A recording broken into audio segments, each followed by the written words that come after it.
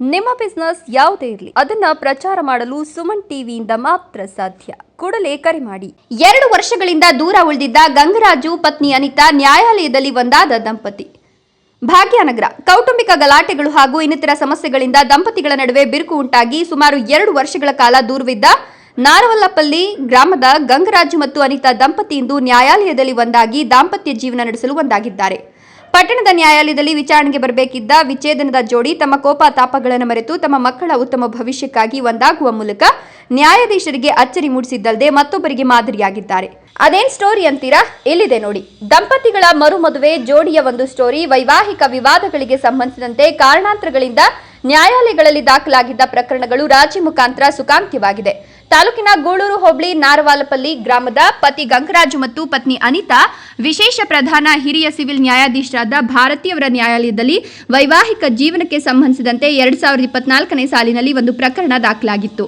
ಆ ದಂಪತಿಗಳು ಇದೀಗ ನ್ಯಾಯಾಧೀಶರು ಹಾಗೂ ವಕೀಲರ ಮನವೊಲಿಕೆಯಿಂದ ತಮ್ಮ 3 ಹೆಣ್ಣುಮಕ್ಕಳ ಮುಂದಿನ ಭವಿಷ್ಯಕ್ಕಾಗಿ ಮನಸ್ತಾಪ ಮರೆತು ರಾಜಿಯಾಗಿ ಜೀವನದಲ್ಲಿ ಒಂದಾಗಿ ಬಾಳ್ತೇವೆ ಅಂತ ದಂಪತಿಗಳು ನ್ಯಾಯಾಧೀಶರಿಗೆ ಹಾಗೂ ವಕೀಲರಿಗೆ ಧನ್ಯವಾದ ಹೇಳಿ ಹೂವಿನ ಹಾರ ಬದಲಿಸಿಕೊಂಡು ಸಿಹಿಯನ್ನ ತಿನ್ನಿಸುವ ಮೂಲಕ ಒಂದಾದರು.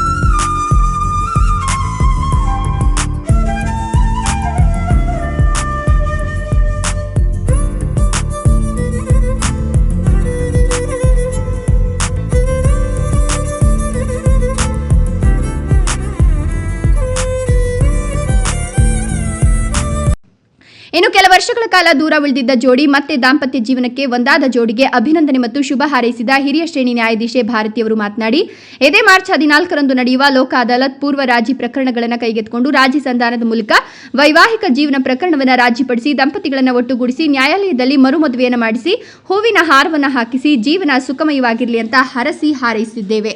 ರಾಷ್ಟ್ರೀಯ ಲೋಕ ಅದಾಲತ್ನಲ್ಲಿ ದಂಪತಿಗಳು ಒಂದಾದ ಪ್ರಕರಣದ ಯಶಸ್ವಿಗೆ ವಕೀಲರು, ಕಕ್ಷಿದಾರರು ಹಾಗೂ ಪೊಲೀಸ್ ಅಧಿಕಾರಿಗಳು, ಸಿಬ್ಬಂದಿಗಳು ಉತ್ತಮವಾಗಿ ಸಹಕರಿಸಿದ್ದಕ್ಕೆ ಹಾಗೂ ಲೋಕ ಅದಾಲತ್ನಲ್ಲಿ ಸಹಭಾಗಿಯಾದ ಸಾರ್ವಜನಿಕರಿಗೆ, ಕಕ್ಷಿದಾರರಿಗೆ ಪರೋಕ್ಷ ಮತ್ತು ಪ್ರತ್ಯಕ್ಷವಾಗಿ ಸಹಕರಿಸಿದ ಎಲ್ಲರಿಗೂ ಅಭಿನಂದನೆ ಸಲ್ಲಿಸಿ ಮೆಚ್ಚುಗೆ ವ್ಯಕ್ತಪಡಿಸಿದರು. ಪ್ರಕರಣಕ್ಕೆ ಸಂಬಂಧಪಟ್ಟಂತೆ ಗಂಗರಾಜ್ ಅವರು ನ್ಯಾಯಾಲಯದಲ್ಲಿ ತಮ್ಮ ಪತ್ನಿಯ ವಿರುದ್ಧ ಡೈವರ್ಸ್ ಪಿಟಿಷನ್ ಹಾಕಿದ್ರು.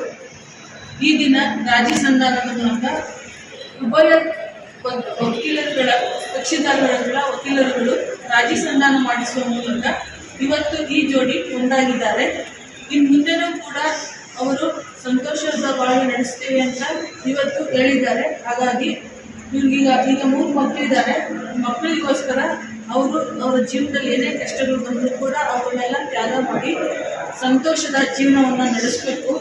ಮಕ್ಕಳ ಭವಿಷ್ಯಕ್ಕಾಗಿ ತಂದೆ ತಾಯಿಗಳಿಬ್ಬರೂ ಕೂಡ ಒಟ್ಟಿಗೆ ಇದ್ದರೆ ಮಾತ್ರ ಮಕ್ಕಳ ಉಜ್ವಲ ಭವಿಷ್ಯ ಮಾಡಲಿಕ್ಕೆ ಸಾಧ್ಯ. ಹಾಗಾಗಿ ಇಬ್ಬರು ಇವತ್ತು ಒಂದಾಗಿದ್ದಾರೆ. ಮುಂದೆ ಕೂಡ ಸಂತೋಷವಾಗಿರಲಿ ಅಂತ ಹೇಳ್ತಾ ಈ ಒಂದು ಸಂದರ್ಭದಲ್ಲಿ ಇವರಿಬ್ಬರಿಗೆ ಶುಭ ಹಾರೈಸುತ್ತೇನೆ.